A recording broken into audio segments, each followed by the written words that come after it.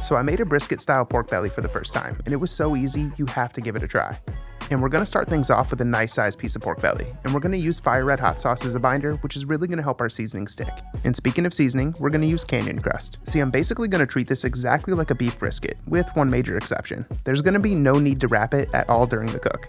And that's because it should cook pretty consistently without a stall. And once we get the pork belly covered entirely, we can head outside to the smoker and get it on at 250 degrees. Now, I do strongly recommend you spritz it with watered down apple cider vinegar 2 to 3 times during the cook.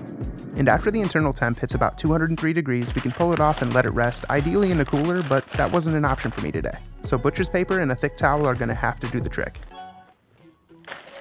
And you really should let it rest for at least 30 to 45 minutes. The fat on top is really delicate at this point, and the rest is gonna help with that quite a bit. And to say it's juicy is a complete understatement, and it's also one of the most tender cuts of meat I've ever cooked. And all that's left to do now is give it a taste.